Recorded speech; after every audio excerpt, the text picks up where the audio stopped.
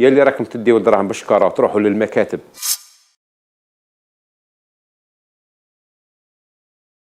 الو، السلام عليكم استاذ كورتي. وعليكم السلام ورحمه الله.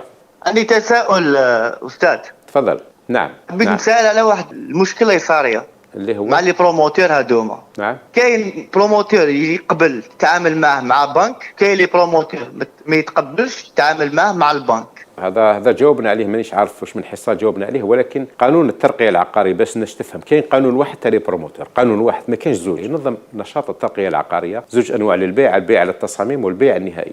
عندك زوج طرق تشري بهم، ما كاينش طريقه ثالثه. الطريقه الوحيده المشتركه هي لما تصب الاموال، قال شريت عليك يعطيك ان اوردر دو فيرسمون، امر بالدفع. شحال تدفع فيه؟ 800 مليون، يعطيك امر ب 800. تروح للبنك وانفاتح الحساب تاع الترقيه، تمد الامر هذاك، تدفع 800 مليون، يعطيك وصل الدفع. هذا واش يقول القانون. ما عدا ذلك كل شيء فوضى وكل شيء خارج اطار القانون. يا اللي راكم تديو الدراهم بالشكاره وتروحوا للمكاتب، اللي داير مكتب داخل عماره يبني فيها، داير مكتب ثم غلقوا بالحديد، تديروا الدراهم يرفدهم هو، يدير فلامه الطوموبيل ويروح. طريقه غير قانونيه. علاش يديروا هكذا؟ يعطيك ان بون ما عنده حتى معنى. هو وصل استلام نعم حقيقه، ولكن مخالف للقانون. القانون ما يمدش طريقه انه تدفع الاموال نقدا عند المرقي ويعطيك وصل. علاه؟ الشركه عندها قانون اساسي، عندها سجل، عندها حساب بنكي، رقابه الضرائب تكون ثم. هذا كل شيء من اجل التهرب من الضرائب. يثبت العلاقه بينك وبينه، والبون هذا كيبقى عندك هو عنده فقط. الضرائب ما عندهمش باللي تدفع المبلغ هذا. حتى اذا فيرسيت له الشقه دير زوج ملايير يقول لك فيرسي لي 900 مليون، يثبت بان السكن تباع ب 900 مليون، يدي هو مليار و100 بجهه. وهنا مصالح الضرائب يقدروا يحققوا ويدقوا ويلقاو بلي هذه حقيقه